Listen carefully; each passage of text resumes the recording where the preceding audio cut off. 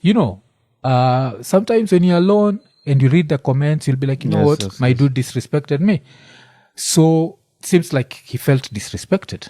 Do I feel like I said anything that was I did not believe in? I said everything I believed about the situation. Sikuwa na feel ni kama ni fair kubonga juu ya wardrobe ya raya fulani. Una understand? So there was that. So kuja iko maandamano ikakuwa like sawa, ule boy wetu bado iko maandamano, atakuja Friday. So leo akatuambia jo presence yake tunazaipata place naitwa Kajito.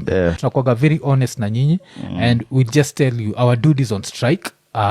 Do we know when he'll get over his feelings? I don't know when. For people who don't know us, do some people feel like tulim disrespect? Yes, it's within your feelings to feel like that. For people who know him, we don't feel we did that. And for me, the Nini podcast. So Nini, nimekuwa nikiona Nini for quite some time, and recently juzi tu amekuwa kwa controversy. There was that thing where we saw Mwafrika, the host of Nini, throw his fellow co-host Rapture under the bus, and also people started, wakaanza kuingilia this guy anaitwa Ian. And to be honest, it has been quite hilarious, especially when it all started with Octopizzo commenting on Calligraph Jones' dress code. Your time alikuwa kwa interview. Then it was a radio interview.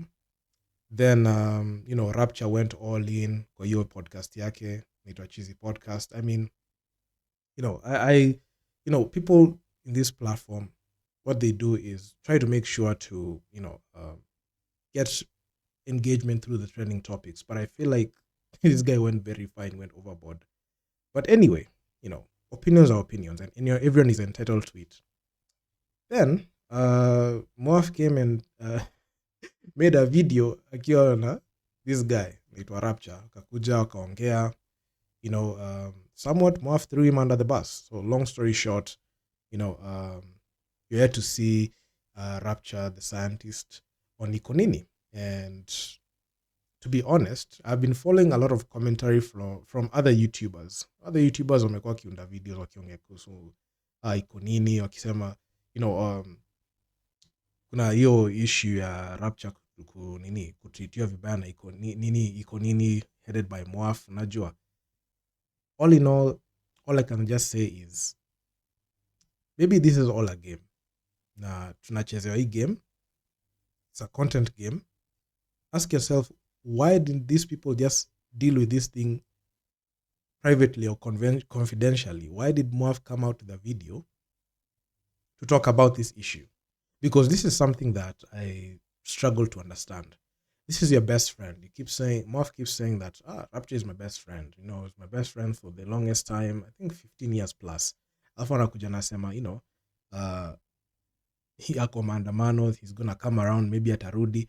So the thing is, even if you're friends with somebody, that doesn't give you the right to green light to kumwongelesha venajisikia. I know maybe dynamics of friendship ni different, but mimi siwezi ongelesha beshte yangu hivyo. That's all I'm just saying. But there has been this beef that imekuwa between Nini fans na Ian, and you could see Ian somewhat the jokes were getting to him, especially in the comments. The point when nilikuwa naona live stream fulani Nini, nikaona Moaf also karibu threatened to say that tutazima comments mkiendelea hivi. To be honest, I don't know what Ian does. Mi sijui kazi ya Ian ni gani. For the time I've been watching Nini, if you've been watching it for the longest time, you'll see like kunakuwa na two cameras. Kuna kamera moja na pan ni place Moaf amekaa na the guest, alafu kuna ingine inaendanga kwa Ian na labda mtu mwingine ako hapo. So there's this interview that I saw, like Andrew Kibe, and Andrew Kibe kind of exposed Moaf in a way, and Ali exposed like that mentality that he has. Now, ukiangalia hiyo interview, I don't want you to focus on what Kibe said or what Moaf said. I just want you to focus on what Ian was doing, because Ian was quiet for like about 2 hours speaking, doing nothing, not even speaking. The other two guys were speaking, he wasn't saying anything. So when the conversation gets serious, this guy has no talent to say anything. So just recently ile time anaanza kuingiliwa kwa live stream, tunakuja hapa tunaanza kusema ati unajua it's not easy to sit here. Hey man, it's not easy to sit here, you know, and receive all this, trying to be creative. I'm yet to see any creative thought huyu jamaa amefanya. Mi honestly nimeona shows mingi sana za Mwafrika na iko nini. I've watched a lot. And I can say I felt some type of way with how the show is conducted because these guys are hardworking, wanaachilia ma videos mingi sana.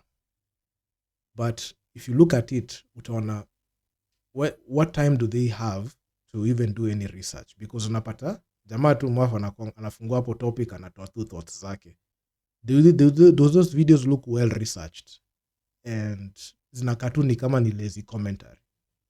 Because mi ni YouTuber, mi na understand kitu. If you know who I am, you'll know that mi naongea kuhusu bake. I talk about basketball. Kuna Nini to basketball, kuna NBA Kenya, na tuko IG everywhere, tunafanya research na tunakupea stories.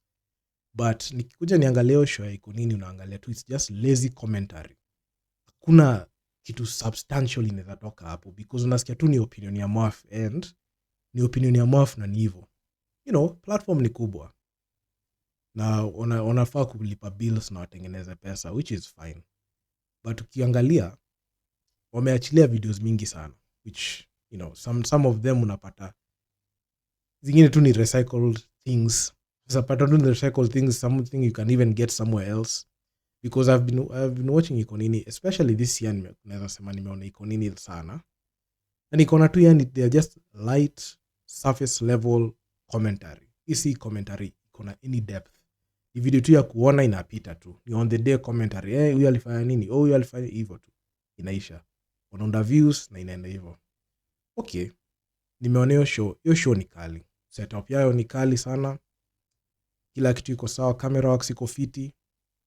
But the issue na iko nini ni the quality of the shows, especially when it comes to Mwafrika akiongea. Ian anakosa kuongea na Railio na fans. Now the only person who analeta kitu hapa hata anafanya hiyo show iko na kitu ni Rapture. Na now that Rapture is gone, utaona watu wawili hawana chemistry ya kufanya kitu yoyote because it is going to be Mwaf talking every single time. And that's just about it. So iko nini, you are seeing the beginning of the end of iko nini. And I didn't want to make this the first video, especially when it comes to like this Nini to show nimekuwa nayo. But nimekuwa nikifuata a lot of creators. Kuna huyu jamaa anaitwa Rogers Rugose nimemuona. There's this other new YouTuber amekuja in the mix anaitwa Vigilante. Hey, shout out Vigilante. Hizo live streams ni funny. Kuna live stream niliona ilikuwa juicy. Hey, nilicheck amse. Hata shout out to you, man. I've seen this guy. Ame rise mbio sana. And me imenibamba by the way. When I see new guys coming into the mix now na dominate Kofiti. Road to 10K for you. And yeah, I mean, this is the first in a long line of videos where I'll just be giving my, you know, comments on things when I see them. And this is different from the type of content that I've been rolling out. There'll be me giving commentary on things that I've seen. And I mean, iko nini, beginning of the end. Nice podcast setup, and I feel like they already hit their ceiling. Na unaanza kukua kama more of a meme. Au na hiyo podcast ingine najita mic check. The ones that got cancelled because karibu wakue cancelled ile time walikuwa wanaleta Casmel at that time. But anyway, all I'm just saying is iko nini inaenda kuisha pole pole. You're just going to see things unravel. So iko nini, things are just unraveling slowly. And unaona hiyo Ian anaingiliwa sana na hiyo fan base ya iko nini, and honestly it's not a good look, especially if you are one of the, you know, co-hosts kwa hiyo platform. Unapata tu unaingiliwa tu every single time fans wanapata hiyo chance. It gets to you bana, because I understand, you know, when people try to like dig deep and really ask that question, like what does Ian actually do in iko nini, anafanyanga nini? Honestly mi sijui kenye yeye anafanya. Na to be quite frank, you know, this was a long time coming, because ile time nilikuwa nikifuata iko nini, nimekuwa nikirealize like the conversation drivers inakuanga watu wawili na right now ni mtu mmoja, so ilikuanga Rapture na Mwaf. So Mwaf did a very good job. Ile time anatry ku generate content na generate conversations, ile time analeta kitu, but hiyo ni conversation creator, but conversation mover hiyo inafaa kuwa role ya Ian, but Ian is not able to do anything like that of that nature, and that's the reason as to why jamaa hata hapana range, hata hezi defend. The best thing he could do is just laugh and walk out. It looks like this guy wanted to cry because mi nilikuwa naangalia hivi vigilante aliingilia jamaa, but all I'm just saying is, in content creation lazima tu kuwe na dynamics na talent, na kwa hiyo show unaona tu ni Mwaf pekee anajaribu na Rapture, but Mwaf imefika mahali some of his commentary kuna vinye tu aileti, na some of the clips that amekuwa akimake, especially the not even clips but the things amekuwa akisema zimekuwa zikiwa clipped na zinakuwa taken out of context, na that is the avalanche that anafaa kudeal nayo. When you release a lot of content and you make your opinions out there, watu watakuja tu as a clip na wataziweka pamoja na certain way, na it will come off the way you never wanted it to come off. But all I'm just saying is, man, kwa hii game, unacheza kwa arena, kila mtu anaona, the whole, people are seeing everything. So all you just have to do is, take the criticism, don't try to regulate the comments, because if you look at even the comments, they get nasty.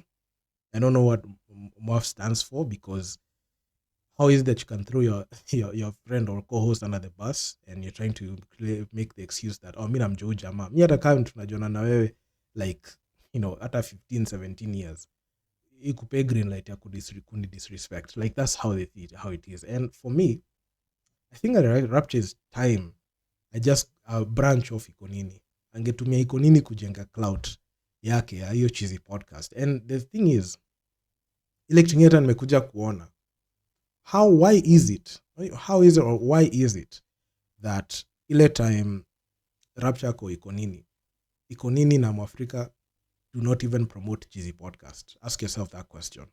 Watai ko affiliated nayo. And and Rapture, all I can just say is, man, usiguze watu sana hivyo, taanikwa. Unaanikwa vibaya sana. Watu wamekuwa kitengeneza captions akisema jamaa change nguo, mara change jinsi yake, mara change hivi. The moment you start criticizing somebody else's, wardrobe, you open yourself up for criticism.